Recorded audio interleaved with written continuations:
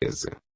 Recordemos agora em resumo, o que demonstramos até aqui, relativamente às condições astronômicas e fisiológicas dos mundos, e estabeleceremos uma dupla conclusão, evidente do ponto de vista fisiológico, tanto quanto do ponto de vista astronômico. Primeiro, a Terra não tem nenhuma preeminência notável sobre os outros planetas. Segundo, a vida nos parece o objetivo supremo da vida da matéria. Terceiro, os outros mundos apresentam um destino análogo ao do globo que habitamos. Uma vez estabelecidas estas proposições, é fácil derivar delas um corolário que será a última palavra de nossa discussão. Aqui, toda a filosofia vem unanimemente nos responder que toda coisa tem sua razão de ser na natureza, a qual nada faz em vão, e de Aristóteles a Buffon, nenhum naturalista sonhou em colocar em dúvida esta verdade, que lhes pareceu de uma evidência axiomática. Se a natureza semeou por todo o espaço mundos habitados, não foi para fazer deles eternas solidões, a partir da opinião de todos os filósofos. Não é possível sustentar uma opinião contrária. Mas indo ao fundo da questão e colocando rigorosamente a questão tal como é, ela se resume no eterno dilema discutido desde a origem da filosofia: a existência das coisas tem um objetivo? Ou não tem? Eis o que devemos decidir cá entre nós.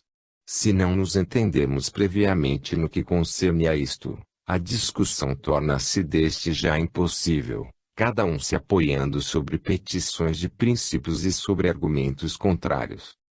Ora, antes mesmo de estabelecer nossa convicção sobre este assunto, suponhamos por um instante ser possível que o universo seja sem objetivo, e seguir-se-á que as condições respectivas dos planetas devem ser vistas como totalmente fortuitas, que é o acaso, que os formou tais como são, que foi ele, por conseguinte, que presidiu as transformações da matéria ao estabelecimento dos mundos. Ora, os que raciocinam assim, qualquer que seja a escola em particular a que pertençam, levam o nome geral de materialistas. Mas estes filósofos do positivismo estão longe de se opor à nossa tese. Já se viu, através de Lucrécio, discípulo de Epicuro, e pode-se resumir como se segue as opiniões de uns e outros.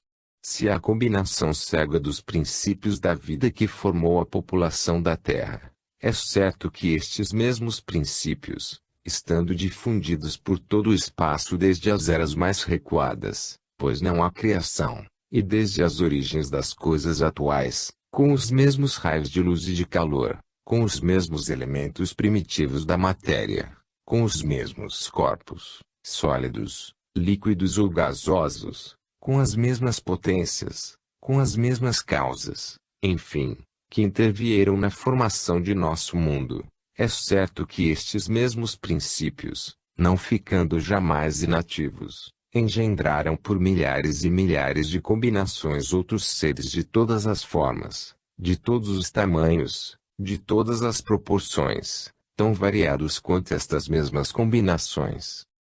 O sistema dos materialistas é favorável à nossa doutrina, é o que vemos, mas pensamos que é unicamente porque ele é inerente à própria ideia das evoluções da matéria, e malgrado o apoio que esses filósofos possam nos prestar, nosso dever é não nos aliar a eles, e não deixar um só instante nossa doutrina nas suas mãos, pois a autoridade dos que não reconhecem uma inteligência diretriz na organização do universo nos parece incapaz de levar seja o que for para o seu lado.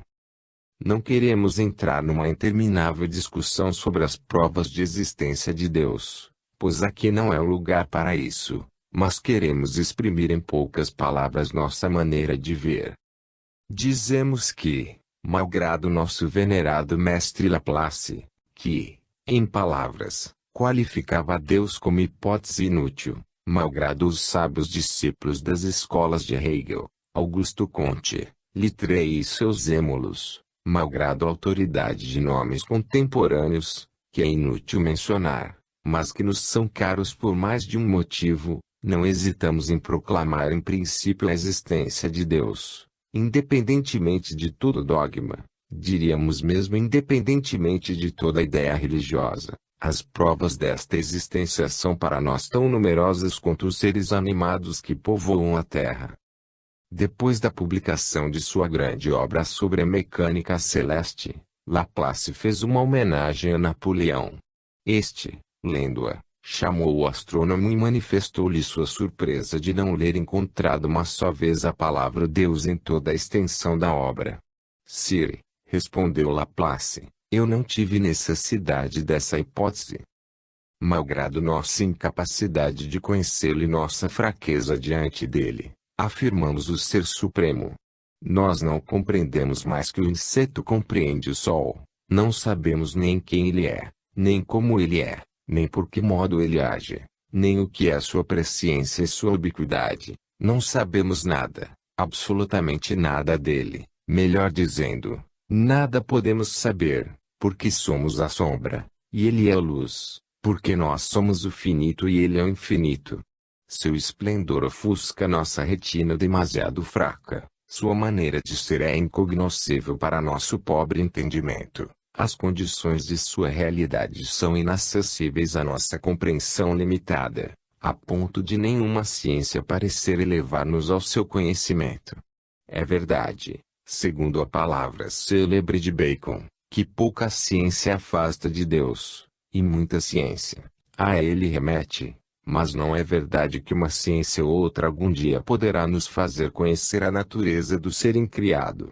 Em uma só palavra, ele é o absoluto, e nós apenas somos, conhecemos e podemos conhecer relativos. É-nos fortemente impedido criar uma imagem de Deus. É uma impossibilidade inerente à nossa própria natureza. Não sabemos nada dele, mas nós o contemplamos lá no alto, do fundo de nosso abismo, e apenas pensar em sua eterna existência nos aterra e nos aniquila. Mas nós o vemos clara e distintamente sob todas as formas dos seres, escutamos sua voz em todas as harmonias da natureza, e nossa lógica quer uma causa primeira e uma causa final nas obras criadas. Não quereis uma causa primeira, porque um nada anterior à criação vos pareceria incompreensível, e daí concluís a eternidade do mundo. Não quereis causa final, porque a causalidade final permanece misteriosa e obscura, e conduz o homem a erros manifestos. Mas o que é que chamais e que todos nós chamamos de causas finais? Crede de boa fé que as verdadeiras causas finais e o verdadeiro destino dos seres sejam os que alimentamos em nossos pequenos cérebros. Crede de boa fé que o plano geral do imenso universo possa ser conhecido por nós, pobres átomos. Ainda confundis a ordem universal dos seres com vossos sistemas de classificação? Não imaginais que o homem e toda a sua história, toda a sua ciência, todo o seu destino aqui, não é mais que o jogo efêmero de uma libélula esvoaçando por um instante sobre o oceano sem limite do espaço e do tempo, e que, para julgar as coisas em sua ordem verdadeira, ser-nos-ia preciso conhecer o conjunto do mundo. Não. A verdadeira causalidade final não é a que o homem imagina, e se concebemos uma conformidade ao objetivo em toda a criação, se queremos um destino dos seres na natureza, é porque reconhecemos os traços de um plano divino na obra do mundo. Estudamos ao redor de nós formas de existência que se encadeiam e se perseguem mutuamente, vemos arranjos que se correspondem uns aos outros. Reconhecemos uma solidariedade entre todos os seres, desde o mineral ao homem, assim como entre as diversas partes constituintes de cada indivíduo, a ponto que, sem o princípio das causas finais, as ciências fisiológicas não poderiam dar um passo, determinar a função de um só órgão. Se se quer que este estado de coisas seja obra da matéria, nós o concedemos, acrescentando até que toda a outra criação levaria, e leva, de fato, tal como esta, o sinete da solidariedade universal. Mas vemos, acima dessas forças físicas que tão inteligentemente dispuseram as coisas, a inteligência primeira que põe em ação essas forças admiráveis. Uma escola filosófica de nossos dias nos objeta que a conformidade ao objetivo só foi criada pela mente reflexiva, que admira assim um milagre que ela mesma criou. Dizem-nos que a natureza é um conjunto de materiais e de forças cegas, cujas combinações variadas produzem indivíduos e espécies, mas não provam, de maneira alguma, a intervenção de uma inteligência. Repetem-nos que Deus é uma hipótese inútil, com a qual não se sabe o que fazer, que toda concepção de inteligência independente do mundo material é vazia de sentido e absurda, que deve-se abandonar essas ideias vazias de teologia à sabedoria dos mestres e escolas, aos quais é permitido continuar esses inocentes estudos em meio aos ouvintes infantis que povoam suas salas. E a sábia escola que funda seus raciocínios sobre tais princípios não vê que está no cúmulo do ilógico. Dizeis e afirmais que as forças naturais inerentes à própria essência da matéria garantem a vida e estabilidade eternas do mundo. Dizeis e afirmais que esta potência de manter indefinidamente o estado atual, ou de lhe fazer sofrer transformações sucessivas, pertencem a essas mesmas forças naturais, e que elas têm por si mesmas a virtude de perpetuar a universal criação. Por si mesmas. Ei! Que sabeis? Tentai, se vos for possível, provar-nos que essa virtude está na essência da matéria e não pertence a um poder superior que, se assim o quisesse, anularia sua ação primitiva, e deixaria todas as coisas recair no caos. Provai-nos que essa matéria, da qual exaltais a tal ponto a dignidade, existe por si só, e já que nos colocais no terreno científico, não vos contenteis em afirmar gratuitamente, demonstrai, por favor, as proposições que apresentais com tanta confiança. Mas mesmo que o que afirmais fosse verdade, mesmo que as leis que regem o mundo carregassem dentro de si as condições de sua vida e de sua eterna estabilidade, mesmo que a intervenção incessante do autor de todas as coisas fosse supérflua, e por conseguinte não seria, o que nós vos concederíamos na aparência, uma vez reconhecido o princípio criador o que isso provaria, senão que esse Criador, cuja existência tão ilogicamente negais, teve suficiente sabedoria e poder ao mesmo tempo para não se limitar servilmente a pôr eternamente a mão em sua obra. Depois de ter descoberto a grande lei da atração universal dos astros, o imortal Newton emitiu a opinião que o eterno relojoeiro devia de vez em quando dar corda na máquina dos céus. No século seguinte, Laplace veio mostrar que o sistema do mundo não é um relógio, e que ele está em movimento perpétuo até a consumação dos séculos. Ora, achamos que Deus maior em Laplace do que em Newton. O sinete do infinito está marcado na natureza. Agrada-nos reconhecer a mão que o imprimiu. A criação proclama tão claramente a nossos olhos a existência de um Criador infinito, que a negação desta existência nos parece o cúmulo da loucura e da cegueira. Negar a Deus porque Ele foi infinitamente sábio e infinitamente poderoso. Não reconhecer a ação divina, porque ela é sublime. Semel Jucite, semper parete. Na verdade, estáis bem atrasados, senhores, vós que vos dizeis os filósofos do futuro. Perguntai a Sêneca, que viveu há 20 séculos atrás, e ele não teria dificuldade em dar-vos resposta. Como pretendeis sustentar um tal sistema? Não vamos apelar aqui à consciência universal e à autoridade do testemunho. Estas não são mais sanções suficientes para nós. Apelamos a vossos princípios mais elementares, os mais infalíveis da lógica. Apelamos simplesmente ao vosso bom senso. Como? Quando inteligências tais como Kepler, Newton, Euler, Laplace, Lagrange, só chegaram, malgrado seu poderoso gênio que os eleva sem côvados acima da humanidade, a encontrar uma expressão das leis que regem o universo, a dar apenas uma fórmula das forças do cosmos, quando esses ilustres matemáticos foram incapazes de imaginar por si sós uma só destas leis, de tirá-la de seu cérebro de homem, não de colocá-la em ação, mas simplesmente de inventá-la, de lhe dar uma existência abstrata e estéril. Deseja-se que essas leis não proclamem a inteligência superior que ele criou e pôs em ação esses poderes de que o homem pode a custo balbuciar as fórmulas. Mas este é deveras um modo de raciocinar inexplicável. E se, infelizmente, não tivéssemos perto de nós o exemplo gritante, não se poderia acreditar que se pudesse ter a provas tão manifestas de uma inteligência ordenadora, e não reconhecer acima dessas leis admiráveis o Ser Supremo, que pensou essas leis e as impôs ao universo. Singular raciocínio de não acreditar em Deus, malgrado a evidência, porque vós não compreendeis. Mas o que compreendemos? Sabemos ao menos o que é um átomo de matéria. Conhecemos a natureza do pensamento. Podemos analisar a essência das forças físicas. Sabemos o que é a gravitação. Sabemos se ela existe enquanto substância, ou se a isso existe o nome de uma propriedade desconhecida inerente à matéria. Não compreendemos nada em sua essência, ou quase nada. Isso reconheceis conosco. Portanto, que absurdo, servimos-nos desta palavra insuficiente, porque queremos continuar dentro da polidez, condenar Deus à morte, não querer saber dele, negar ultrajantemente sua existência, pela razão de que nós, não o compreendemos. Deus existe. E não foi sem objetivo que ele criou as esferas habitáveis.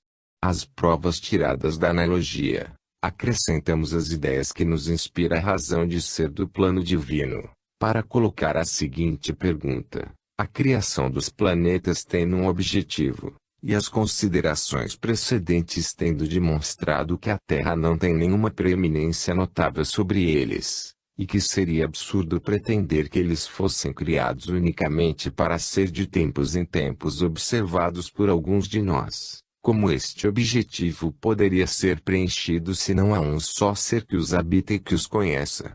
A única resposta a esta pergunta, além da afirmativa em favor de nossa doutrina, é imaginar, a exemplo de alguns teólogos mal inspirados, que o universo sideral possa ser apenas uma massa de matéria inerte disposta por Deus segundo as leis matemáticas para sua maior glória.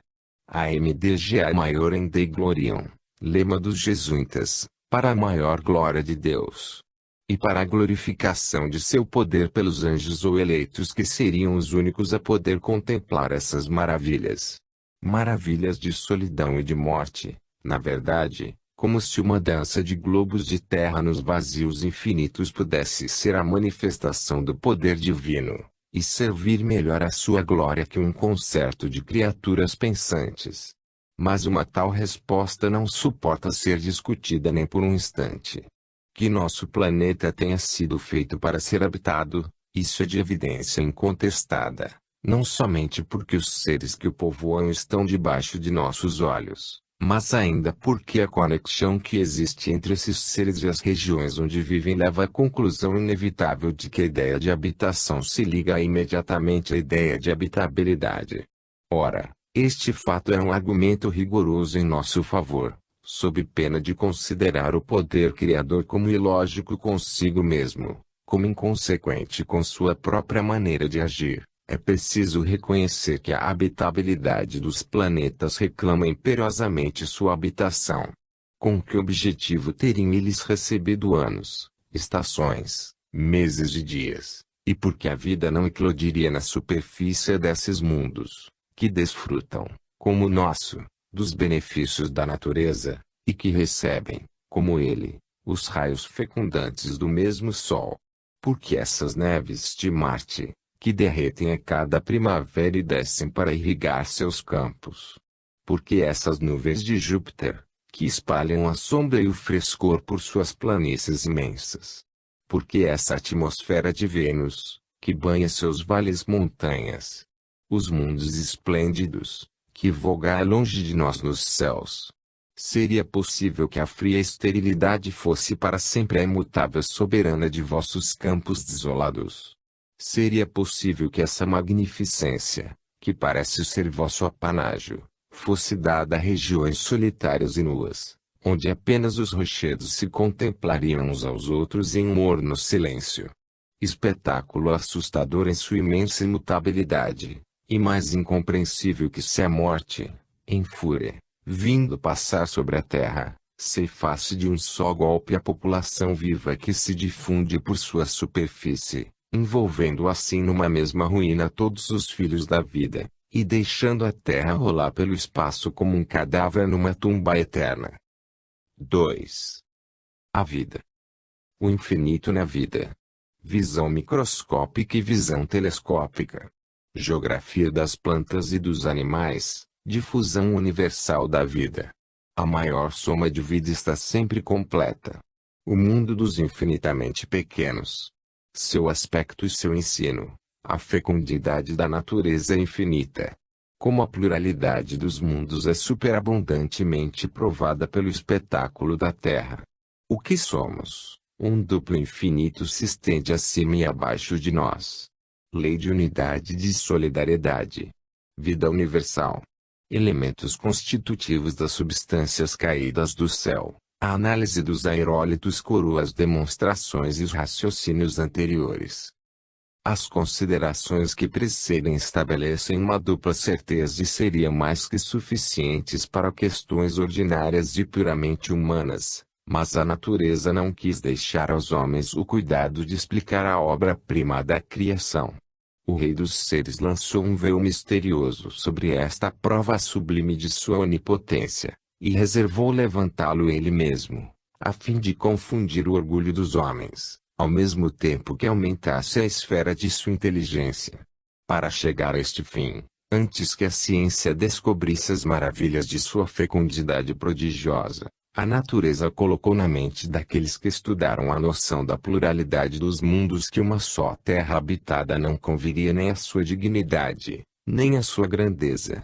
Depois, deixou a ciência o cuidado de desenvolver esta ideia primitiva, permitindo ao homem penetrar no santuário de seu eterno poder.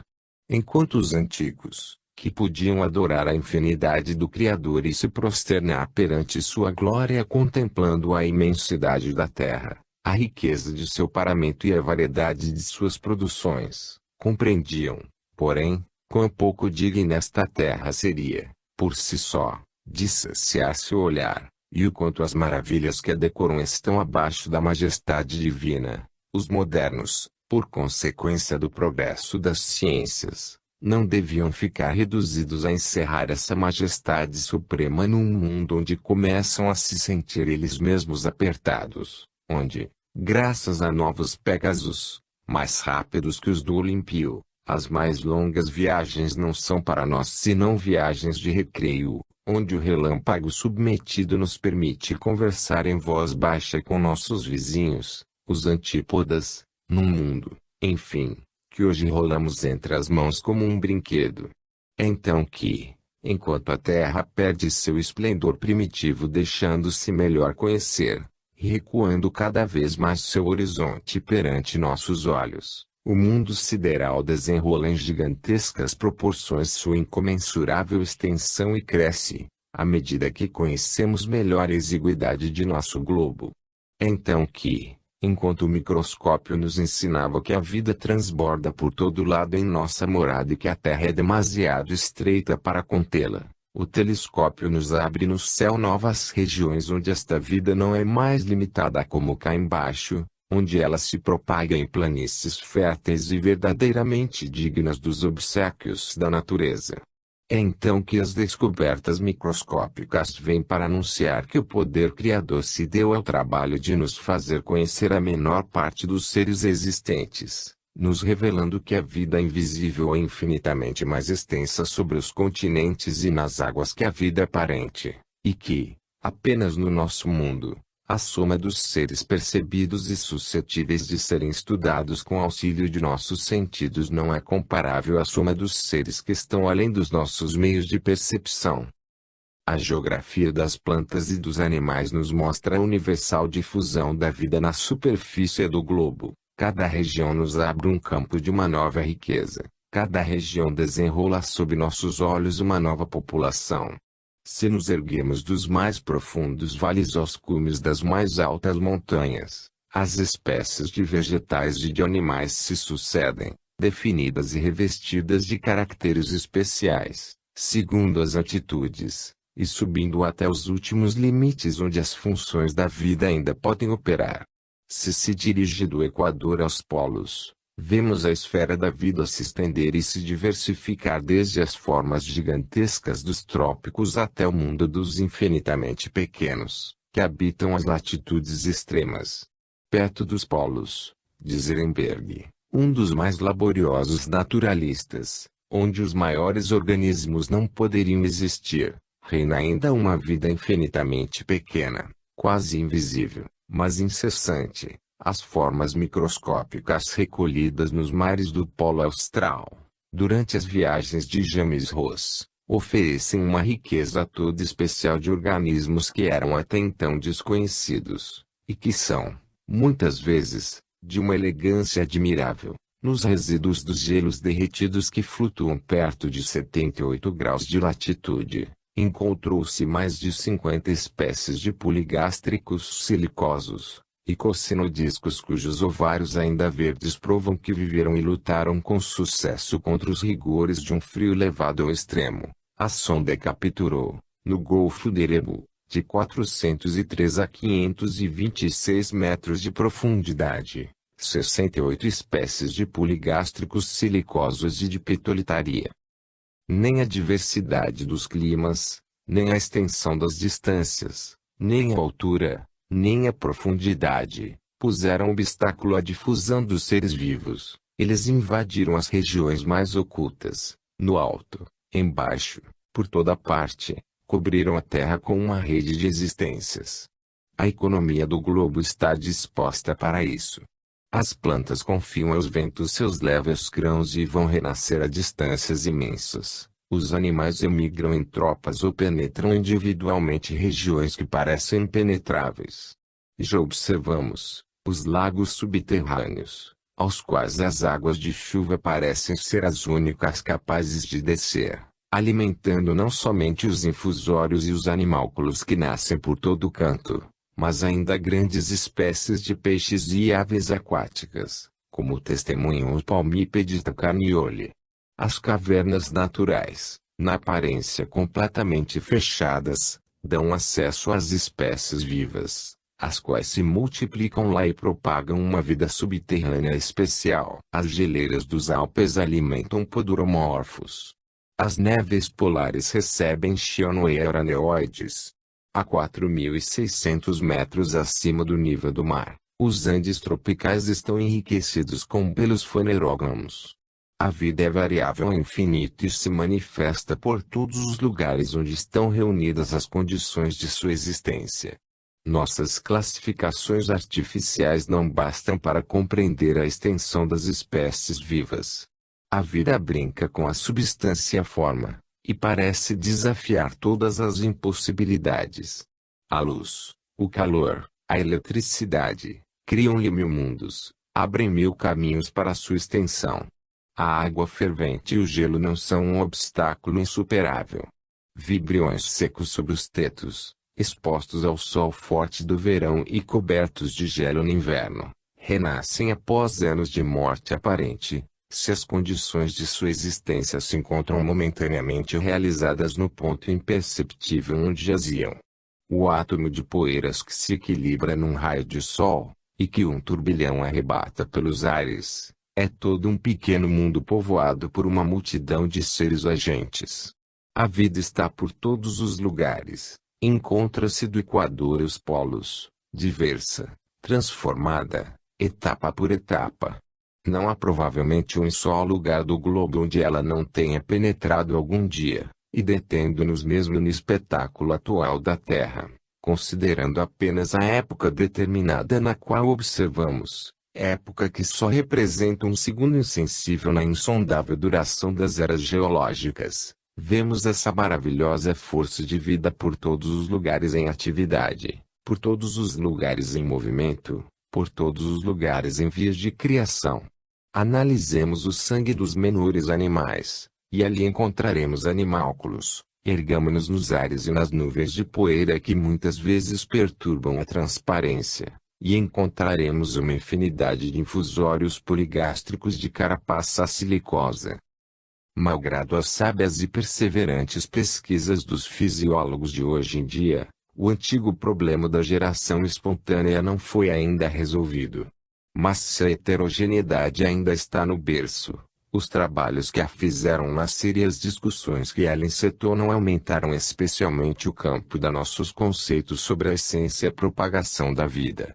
Sabemos agora o quanto é fecundo o seio dessa bela natureza, sempre na seiva de sua virilidade sem idade, sempre no esplendor de sua força e de sua juventude.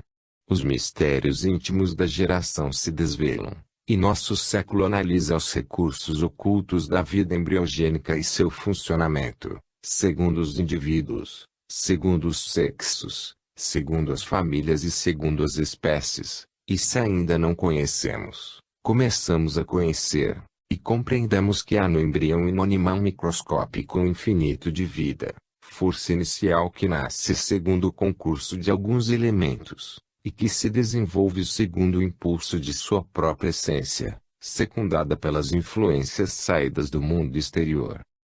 A força da vida é uma propriedade inelutável que pertence à matéria organizada. Ora, os elementos simples da matéria, ou as mônadas, passam do mundo inorgânico ao mundo orgânico, de modo que toda a matéria é suscetível de ser organizada, e serve, com efeito, sucessivamente à composição dos diversos organismos, e que a força de vida é inerente à própria substância do mundo.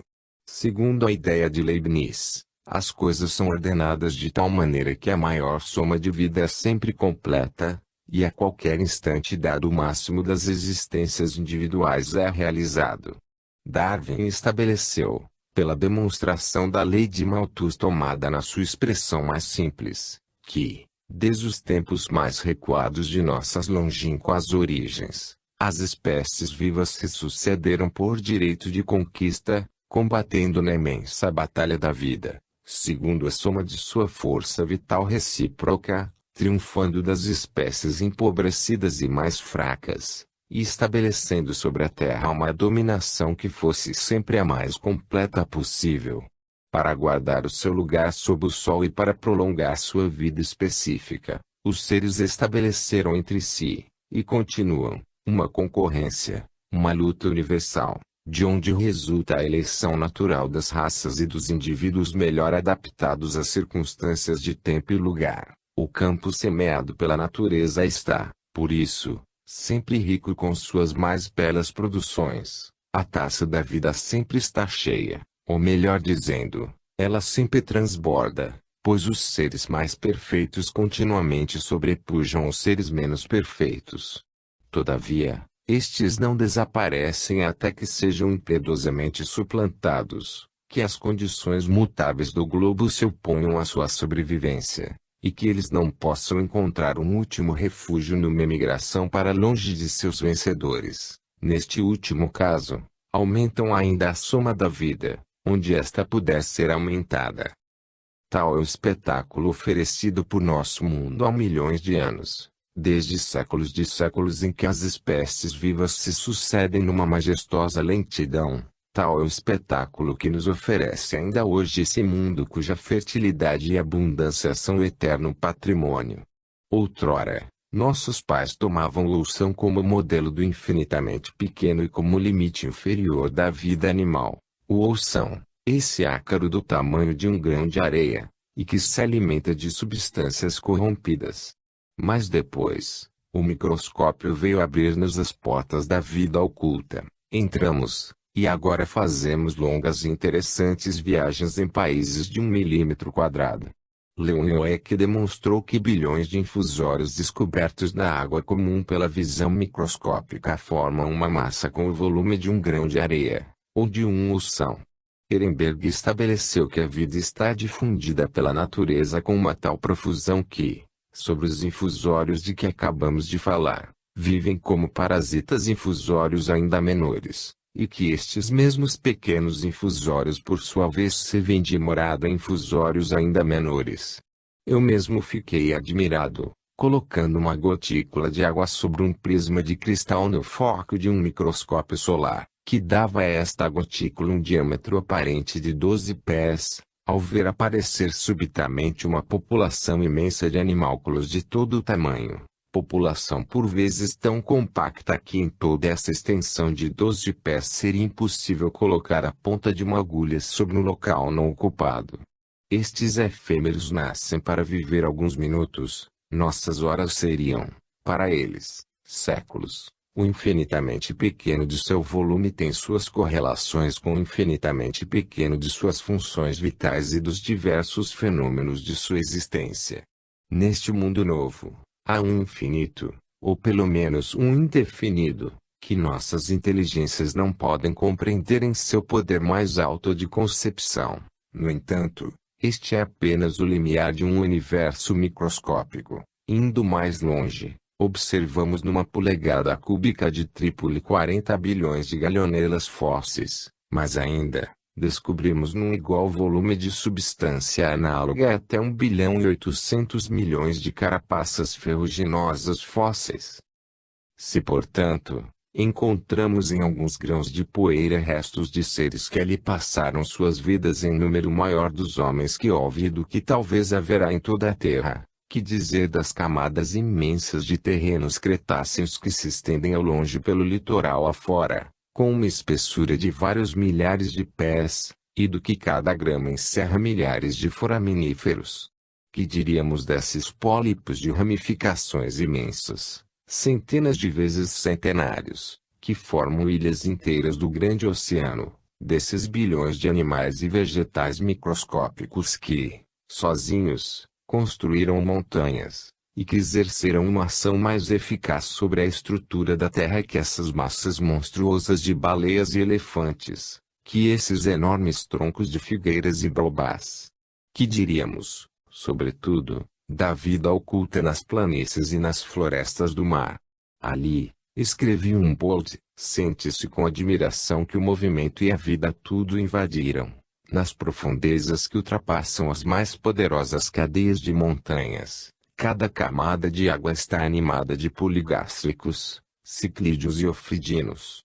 Ali pululam animálculos fosforescentes, os mamaria da ordem dos acaléfos, os crustáceos, os peridíneos, as nereidas, que andam em círculos, cujos inumeráveis enxames são atraídos à superfície por circunstâncias meteorológicas e transformam cada onda em espuma luminosa. A abundância desses pequenos seres vivos, a quantidade de matéria animalizada que resulta de sua rápida decomposição é tal que a água do mar se torna um verdadeiro líquido nutritivo para os animais maiores. Por certo, o mar não oferece nenhum fenômeno mais digno de ocupar a imaginação que essa profusão de formas animadas, esta infinidade de seres microscópicos, cuja organização, por ser de ordem inferior, não é menos delicada e variada. Onde encontrar, pois, um limite para a fecundidade da natureza? Como circunscrever seu poder à nossa pobre morada, quando sabemos que a vida universal é sua eterna divisa? Quando basta um raio de sol para fazer pulular animálculos vivos numa gota d'água, e para disto fazer todo o mundo, quando sabemos que uma só diatomácea pode, no intervalo de 4 dias, produzir mais de 150 bilhões de indivíduos de sua espécie. Onde encontrar as fronteiras do império da vida, quando vemos que não somente na vida mineral, onde formigam legiões de seres, não somente na vida vegetal, onde os animais passeiam sobre as folhas das plantas como os animais em nossas pradarias, mas ainda na vida animal considerada por si só, a natureza, não contente de propagar as espécies por todo lugar onde a matéria existe, amontoa-as ainda umas por sobre as outras, forma uma vida parasita que se desenvolverá sobre a primeira. Deposita ainda sobre ela novas sementes e novos germes chamados a perpetuar assim múltiplas existências sobre a própria existência, ensinando-nos assim que ela opera sobre os mundos planetários, pois que ela é mesma para esses mundos, assim como é para o nosso, e que aqui, ao invés de se cansar de produzir, ela propaga a existência em detrimento da própria existência. E ao passo que ela lançou sobre a Terra uma página tão eloquente, enquanto ela nos representa com uma tal evidência que a morte foi expulsa de seu império, e que só encontra prazer em propagar a vida por todos os lugares, enquanto, do alfa ao ômega dos tempos, sua ambição suprema é verter em torrentes as vagas da existência até os confins do mundo, julgar-nos-íamos no direito de fechar os ouvidos a esse grande e imponente espetáculo. Ousaríamos pretender que as regiões afortunadas dos mundos planetários, que são como nossos campos terrestres, submetidos às mesmas leis, e como eles, sob o olhar ativo da mesma providência, seriam mornos e inúteis desertos, praias incultas e estéreis. Que todas as maravilhas da criação estariam enfurnadas neste canto da imensidade que chamamos de terra, e que a natureza, tão pródiga de existência cá embaixo, teria sido por todos os outros lugares de uma avareza sem igual. Ousaríamos dizer que todos os mundos, exceto um, que o universo inteiro, enfim, não seria outra coisa senão um amontoado de blocos inertes flutuando no espaço, recebendo todos os benefícios da existência, e dados em apanágio do nada, cumulados de todos os dons da fecundidade e rejeitados por uma natureza madrasta, dispostos para serem o lar da vida e votados eternamente à morte. Ousaríamos pensar que, porque estamos aqui reunidos em nosso grão de poeira, e que nossos olhos são demasiado fracos para perceber os habitantes dos outros mundos, é preciso que toda a criação esteja acumulada aqui, que tantas esferas magníficas sejam imensas e profundas solidões, onde nenhum pensamento, nenhum suspiro, nenhuma aspiração da alma se erguem para o Criador dos seres, que o poder infinito, em uma palavra, tenha se esgotado em revestir nosso pequeno globo com seu paramento. Ei! Quem, pois, dentre os pensantes, ousaria ainda lançar um insulto tão grosseiro à face radiante do poder infinito que moldou os mundos? Na erudita obra que publicou em resposta a negações singulares do teólogo Ewell, Sir David Brewster emite a este propósito as seguintes judiciosas ideias. Os espíritos estéreis ou almas vis, como os chame o poeta, que podem ser levados a crer que a Terra é o único corpo habitado do universo, não teriam nenhuma dificuldade em conceber que ela poderia igualmente ter sido privada de habitantes.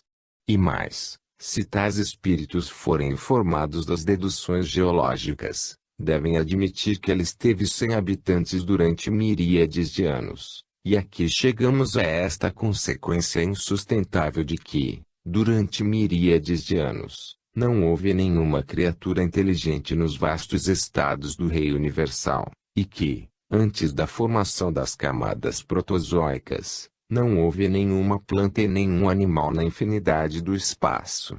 Durante este longo período de morte universal, em que a própria natureza esteve adormecida, o Sol, com seus belos companheiros, os planetas com seus fiéis satélites, as estrelas em seus sistemas binários, o próprio sistema solar, cumpriam seus movimentos diurnos, anuais e seculares, desapercebidos, desconhecidos e sem preencher o mínimo desígnio concebível.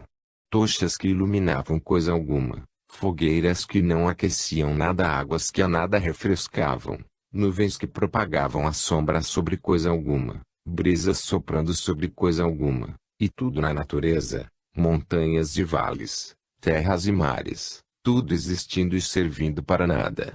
Em nossa opinião, uma tal condição da Terra, do sistema solar e do universo sideral seria semelhante à de nosso globo, se todos os navios comerciais e de guerra atravessassem os mares com camarotes vazios e as ferrovias estivessem em plena atividade sem passageiros e sem mercadorias, se todas as nossas máquinas continuassem a aspirar o ar e a ranger seus dentes de ferro, sem trabalho a cumprir.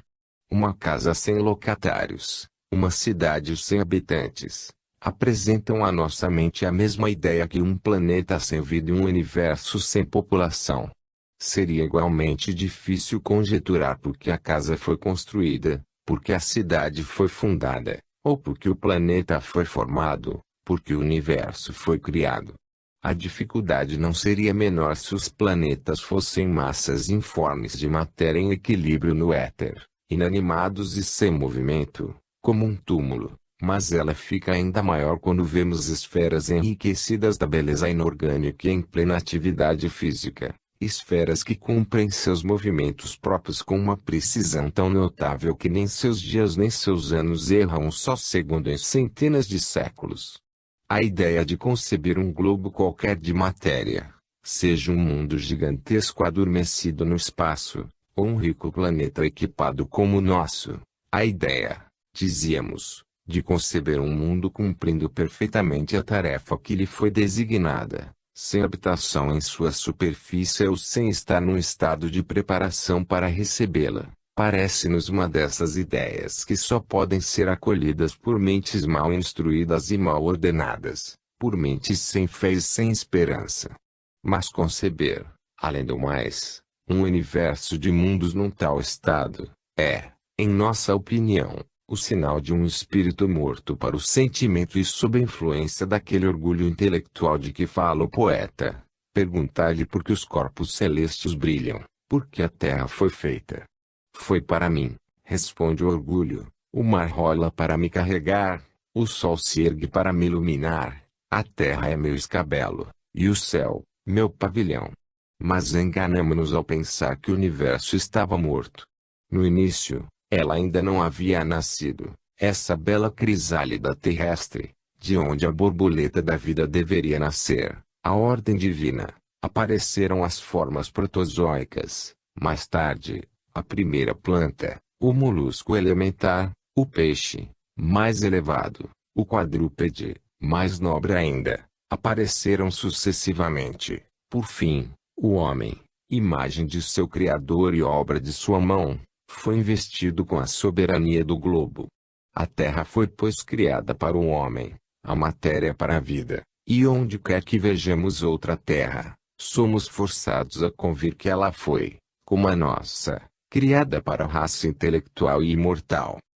A única objeção que se poderia fazer a estas ideias tão belas em sua aplicação no estado atual do mundo, seria supor que houve um tempo em que efetivamente nada existia, e onde o ser superior reinava só em sua glória, no seio dos vazios infinitos, e não seria o Senhor Brewster a negar o ato da criação divina, mas o universo não começou ao mesmo tempo que Deus. O efeito ao mesmo tempo que a causa, o ato ao mesmo tempo que a potência. O ser poderia ficar inativo, por um só instante que fosse. Devemos remontar, pelo pensamento, a um princípio quase eterno.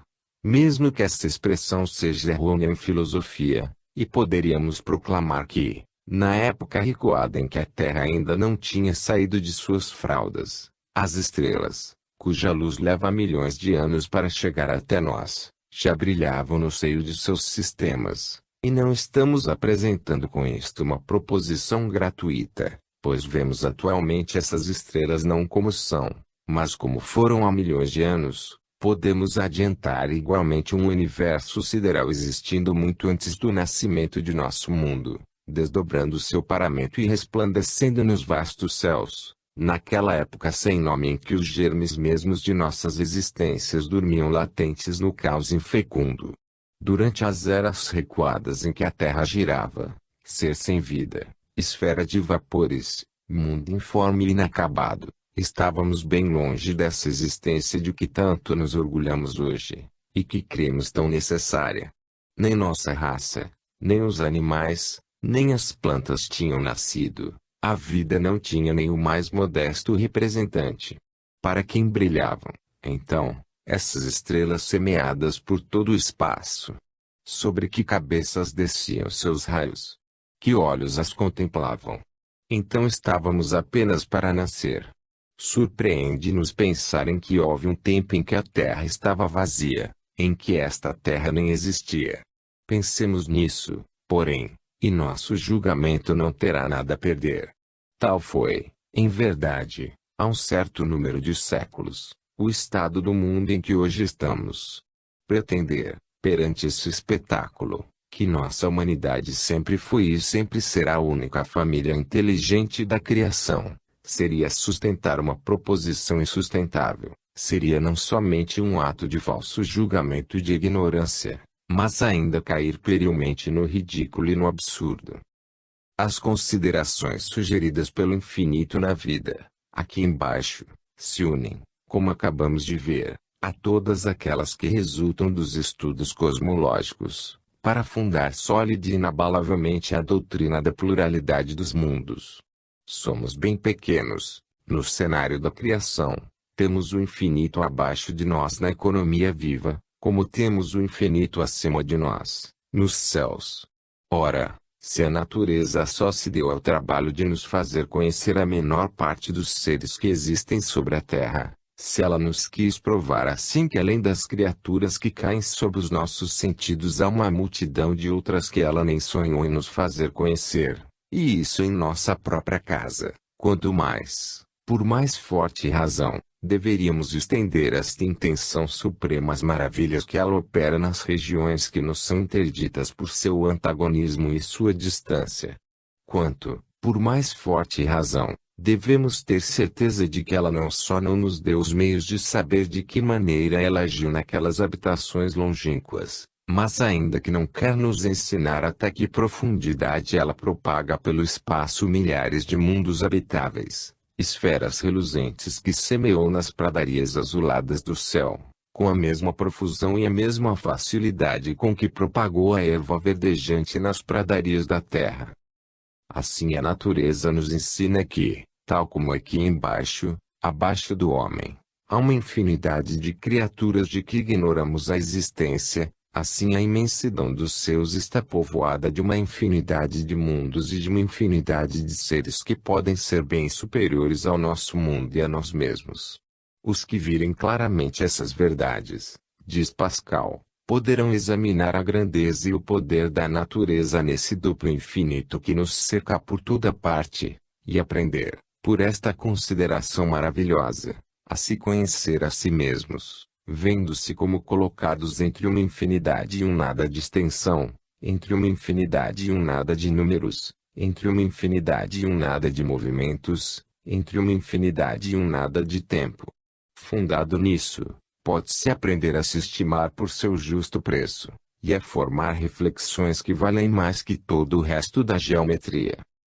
E a grande lei de unidade e solidariedade que presidiu a transformação dos mundos e que dirige todas as operações da natureza. Esta lei de unidade, que dá a cada espécie de mineral figuras geométricas similares, como a cada um dos mundos as mesmas formas e os mesmos movimentos, que no espaço agrupa um sistema de mundos em torno da paternidade do Sol, como no seio da matéria densa um conjunto de moléculas simples em torno de seu centro de afinidade, que construiu o sistema arterial, o sistema ósseo do homem e dos animais segundo o mesmo modelo que as folhas das plantas, as ramificações das árvores, até mesmo os diferentes cursos de água, regatos, rios pequenos e grandes. Esta lei de solidariedade que faz com que cada um dos seres concorra para a harmonia geral, que nada esteja isolado na economia universal, e que as exceções entre os seres sejam monstros na ordem natural, haveria necessidade de nos estendermos sobre esta lei primordial, para mostrar que a natureza não poderia estabelecer um sistema de mundos no qual um dos membros seria a exceção à regra geral, e que, por conseguinte, a Terra não seria habitada se estivesse na ordem das coisas que os planetas fossem destinados a uma eterna solidão. A vida vegetal funciona como a vida animal. No esporão do galináceo, sob o casco do cavalo, encontramos os 5 dedos do quadrúpede e do bimano. O corpo humano passa por todos os graus da animalidade em seu primeiro período embriogênico. E as fases rápidas que se cumprem silenciosamente no seio da mãe são talvez um indicador da gênese do homem sobre a Terra. Ora, a partir do instante em que nada é isolado neste globo, que a lei da unidade nele é aplicada profusamente, em tudo e por todos os lugares, é inadmissível que haja um mundo isolado no universo e que nosso globo, formando exceção à parte de todos, seja o único revestido das maravilhas da criação viva. é preciso necessariamente opinar entre os seguintes dois termos: admitir que a Terra é uma exceção ou um acidente na ordem geral, ou admitir que ela é um membro do sistema universal em harmonia com os outros. É preciso julgar-nos fora da grande criação, como essas monstruosidades que não entram no sistema dos tipos naturais, ou ver em nosso mundo um elo da imensa série. No primeiro caso, proclama-se a morte acima da vida, e o nada acima do ser. No segundo caso, é-se intérprete fiel das lições da natureza, e prefere-se a vida à morte. Insistir seria inútil, e não insultaríamos os leitores fazendo-os crer que haja um só entre eles em que não haja feito a escolha. Expôs todas as ciências reunidas para demonstrar a verdade de nossa tese. A essas demonstrações peremptórias e irrecusáveis que estabeleceram a certeza entre todas as mentalidades abertas ao ensinamento da natureza, acrescentaremos, para terminar, uma prova direta mais manifesta ainda. Apresentaremos aqui, vitoriosamente, os fragmentos dos mundos planetários que se perderam pelos caminhos do céu, os aerólitos que, passando muito perto de nosso globo, foram atraídos por ele e caíram em sua superfície. São os únicos objetos que nos colocam em relação direta com a natureza dos astros longínquos. São preciosos para nós. A composição química de alguns entre eles nos traz provas incontestáveis da existência da vida na superfície dos mundos de onde eles vêm. A análise descobre geralmente neles o ferro, o níquel, o cobalto, o manganês, o cobre, o enxofre, etc., cerca de 1/3 das substâncias elementares existentes sobre nosso globo. A ação dos óxidos faz distinguir em sua substância 3 princípios ou 3 combinações cujos fenômenos físicos e químicos têm seus análogos nas combinações terrestres, e que são: a camacita, metal cinza claro que se cristaliza em barras; a tenita, que se apresenta em folhas muito finas; a precita, assim chamada porque enche os vazios causados pelas duas outras. Atacados pelo ácido, estes metais apresentam um aspecto análogo ao traçado inverso dos gravadores sobre as chapas de aço que devem representar as achuras. Vemos aparecer simultaneamente muitos sistemas de linhas paralelas que se cruzam, umas e outras visíveis conforme se ilumine a superfície atacada. Destas diversas substâncias que se encontram nos aerólitos, nenhuma falou em favor da existência da vida antes que neles se encontrasse o carbono. Este último caso se apresentou, mas apenas em 4 aerólitos. Eis aqui um botim bem modesto, sobretudo se pensarmos na imensa quantidade de pedras caídas do céu sobre a terra, desde as eras recuadas, quando os antigos povos da América reuniram o suficiente delas para fabricar para si instrumentos de caça, facas e outros utensílios usuais. Mas a raridade do fato não o torna menos precioso. A presença do carbeto de ferro, grafita, foi, de fato, reconhecida por Reichenbach em suas belas e perseverantes pesquisas sobre a química das amostras dos outros globos. Estes fragmentos encerram não somente metais e metalóides ordinários, mas também carbono, quer dizer, um corpo simples cuja origem podemos sempre reportar às condições normais dos seres organizados.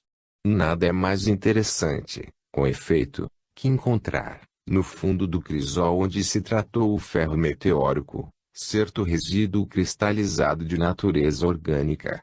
Trata-se de um enviado misterioso que franqueou distâncias assustadoras para nos trazer esses restos de natureza desconhecida.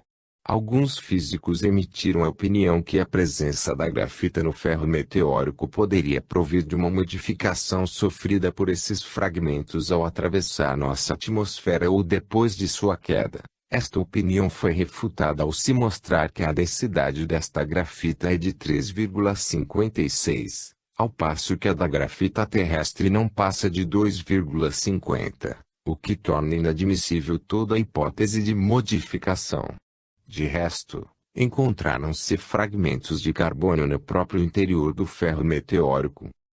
Os aerólitos que tiveram o privilégio de nos fornecer estes dados são: o que caiu em Alais, Gade, a 15 de março de 1806, um segundo caído no Cabo da Boa Esperança a 13 de outubro de 1838, um terceiro caído em Caba, Hungria, a 15 de abril de 1857, e um quarto caído a 14 de maio de 1864 no sul da França, em Urgueil, Tarnet e Garonne. Este encerrava Água e Turfa.